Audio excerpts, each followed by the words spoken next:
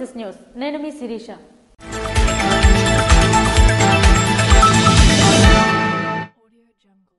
శ్రీకాకుళం నగరానికి చెందిన ప్రముఖ న్యూరో సర్జన్ పైల లక్ష్మీనారాయణ ఒక అరుదైన ఆపరేషన్ చేసి అందరి ప్రశంసల్లో అభినందనలు అందుకున్నారు.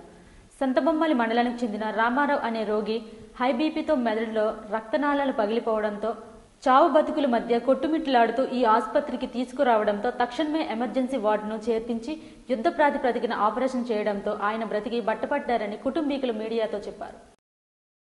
శ్రీకాకుళం నగరానికి చెందిన ప్రముఖ న్యూరో సర్జన్ పైల లక్ష్మీనారాయణ ఒక అరుదైన ఆపరేషన్ చేసి అందరి ప్రశంసలు అభినందనలు పొందారు. ముఖ్యంగా న్యూరోలో అపారమైన అనుభవం ఉన్నటువంటి మేధావులు కూడా చేతులెత్తేసి విశాఖపట్నం తీసుకువెళ్లిపోవాలని సూచనలు సలహాలు ఇచ్చిన కేసును ఒక ఛాలెంజింగ్ గా తీసుకుని డాక్టర్ పైల లక్ష్మీనారాయణ చేసినటువంటి ఆపరేషన్ చూసి అంతా ఆశ్చర్యచకితులవుతున్నారు.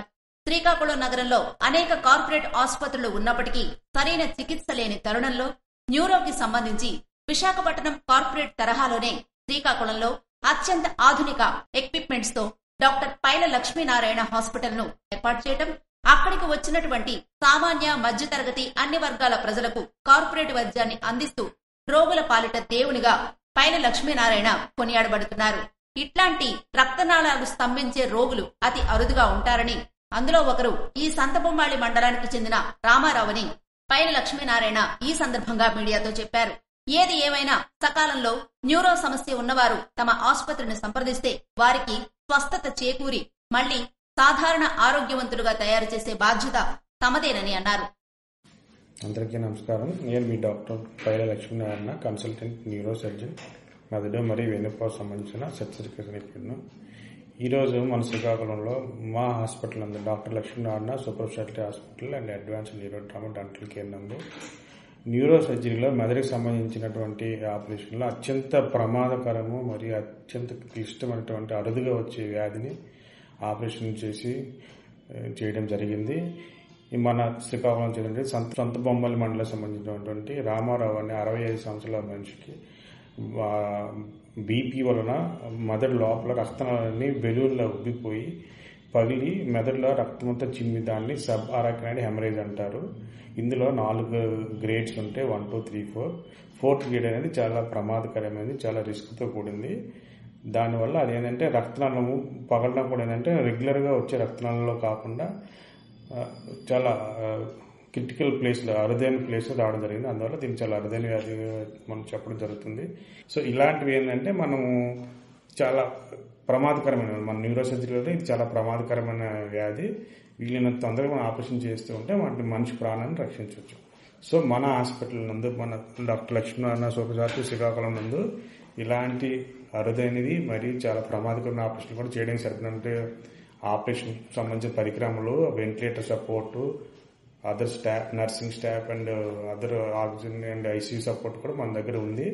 సో కావున ప్రజలందరూ ఇలాంటి మెదడు వెన్నుపోసకు సంబంధించినవి, పక్షవాతానికి సంబంధించినవి, యాక్సిడెంట్ సంబంధించిన ఏ విధమైనటువంటి కష్టమైన ఆపరేషన్లకైనా మీరు మన హాస్పిటల్ సంప్రదించి ఈ యొక్క సేవల్ని పొందగలని ఈ సందర్భంగా తెలియజేయడం జరుగుతుంది.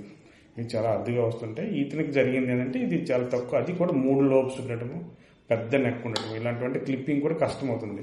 సర్జరీ చేసేటప్పుడు కూడా అది పగిలిపోయి మళ్ళీ టేబుల్ పోయి చనిపోయే ప్రమాదం ఉంటుంది. అయినప్పటికీ దేవుడి దయ వల్ల ఆపరేషన్ మంచిగా జరిగి ఆయన రికవర్ అవ్వడం జరుగుతుంది. అందుకు నేను చాలా సంతోషిస్తున్నాను. అందరికీ ధన్యవాదాలు. న్యూరో ఆసుపత్రి భవిష్యత్తులో అన్ని వర్గాల వారికి చక్కని వైద్యాన్ని అందించి అన్ని వర్గాల ప్రజల ఆదరాభిమానాలు పైల లక్ష్మీనారాయణ పొందుతున్నారని పలువురు నగరానికి చెందిన ప్రముఖులు అభిప్రాయాలు వ్యక్తం చేశారు. న్యూరో సర్జన్ గా ఒక సామాజిక సేవకునిగా ఆయన అందించే సేవలు నిరుపమానమని కొంతమంది వైద్య వర్గాలు కొనియాడుతున్నారు. సుమారు 8 గంటల సేపు ఆపరేషన్ చేసి తన తండ్రి ప్రాణాలు కాపాడిన దేవుడు పైల లక్ష్మీనారాయణ అని రోగి కొడుకు అభినందించారు.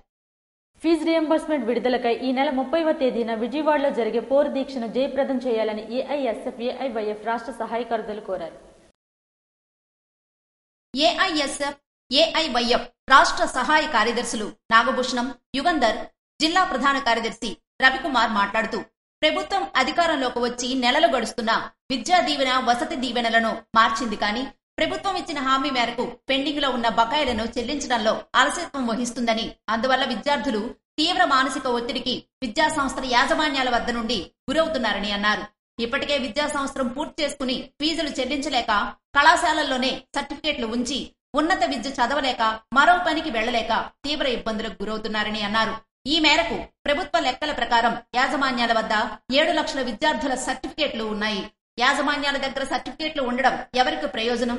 మరో పక్క ప్రభుత్వం యాజమాన్యాలందరికీ ఫీజులు పూర్తిగా చెల్లిస్తాం, విద్యార్థులకు అడ్మిషన్స్ సమయాల్లో పరీక్షల సమయాల్లో ఎలాంటి ఆర్థిక ఇబ్బందులు పెట్టకూడదని స్పష్టమైన ఆదేశాలు లేకపోవటం వల్ల విద్యార్థుల వద్ద నుండే పేరు మోసిన కళాశాలల్లో ముక్కు పిండి ఫీజులు వసూలు చేస్తున్నారు.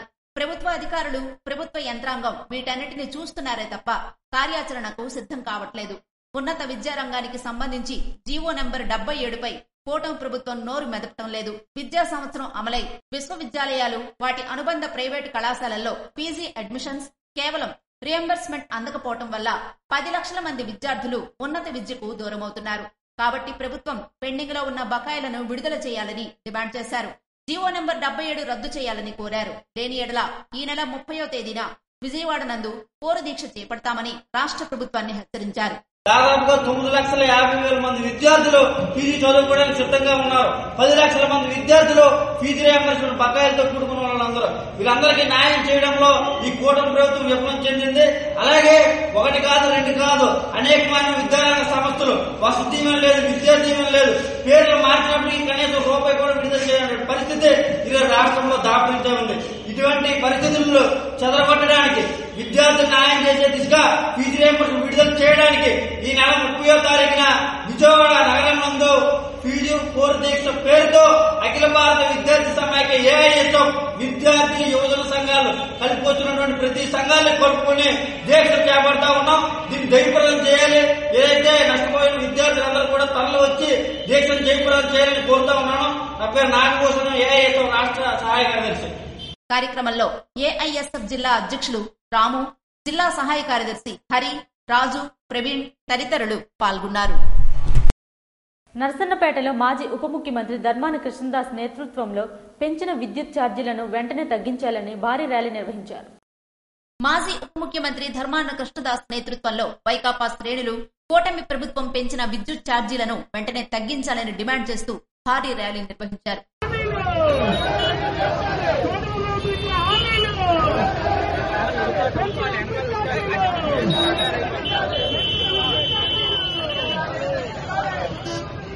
స్థానిక విద్యుత్ సబ్స్టేషన్ వద్ద ధర్నా నిర్వహించి విద్యుత్ శాఖ అధికారులకు వినతి పత్రాన్ని అందించారు. ప్రభుత్వం ఎన్నికల హామీలను తుంగలో తొక్కి పేదలపై పెనుభారం మోపిందని, అధికారంలోకి వస్తే విద్యుత్ ఛార్జీలు పెంచము అని హామీ ఇచ్చి వచ్చిన 6 నెలల్లోనే బడుగు బలహీన వర్గాలపై విద్యుత్ ఛార్జీల పేరిట విరుచుకు పడుతుందని మాజీ డిప్యూటీ సీఎం ధర్మాన కృష్ణదాస్ అన్నారు. ఈ సందర్భంగా కూటమి ప్రభుత్వంపై ధర్మాన కృష్ణదాస్ నిప్పులు చెరిగారు. తెలుగుదేశం ప్రభుత్వం, కూటమి ప్రభుత్వం పెంచిన విద్యుత్ ఛార్జీలు తగ్గించాలి.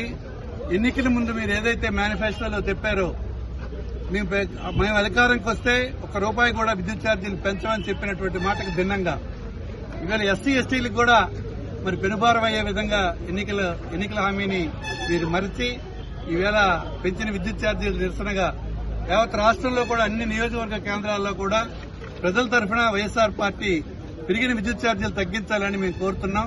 మరి అలాగే ఎన్నికల ముందు మీరు ఏదైతే వాగ్దానాలు ఇచ్చారో సూపర్ 6 అని చెప్పి ప్రతి ఒక్కటి కూడా ఆచరించి ప్రజలకి అండగా ఉండాలని ప్రజలు మీకు మీ మాటలు నమ్మి ఓట్లేస్తారు, అధికారం ఇచ్చారు.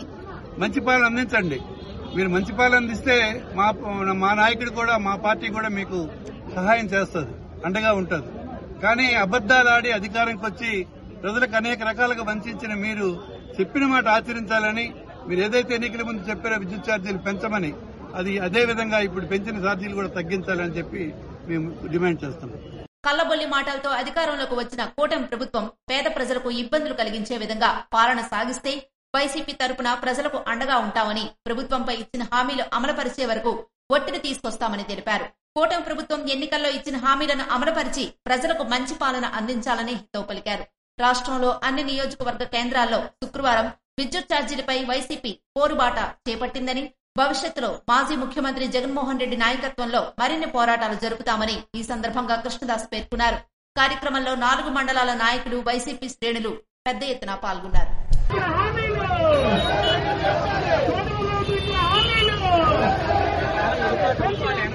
నవ సమాజ స్థాపన బాలిక విద్యతోనే సాధ్యమవుతుందని హెచ్చర్ల ఎమ్మెల్యే నడుకుటి ఈశ్వర్రావు అన్నారు. నవ సమాజ స్థాపన బాలికా విద్యతోనే సాధ్యమవుతుందని హెచ్చర్ల ఎమ్మెల్యే నడుకుటి ఈశ్వర్రావు పేర్కొన్నారు. రణస్థలం మండలం జిల్లా పరిషత్ పాఠశాలలో శుక్రవారం ఏఎస్ఐ రేణుకా రాణి మరియు సోషల్ కౌన్సిలర్ ప్రియదర్శిని వారు వన్ స్టాప్ సెంటర్లపై నిర్వహించిన అవగాహన కార్యక్రమానికి ఎన్ఆర్ ముఖ్య అతిథిగా పాల్గొన్నారు. ఈ సందర్భంగా ఆయన మాట్లాడుతూ సమాజంలో ఆడపిల్లలను చదివించడంతో పాటు వారి రక్షణకు సమాజం కృషి చేయాల్సిన అవసరం ఉందన్నారు. ఆడపిల్లలు, మహిళలు, బాలికలకు కష్టం కలిగితే 181-1098, 108, 100 నెంబర్లకు సమాచారం అందించాలని సూచించారు. బాలికలు ఉన్నత విద్యను అభ్యసించి ఉన్నత శిఖరాలు చేరుకోవాలని తెలిపారు. బాలికా విద్యను ప్రోత్సహించడానికి తన వంతుగా సహకారం అందిస్తానని పేర్కొన్నారు.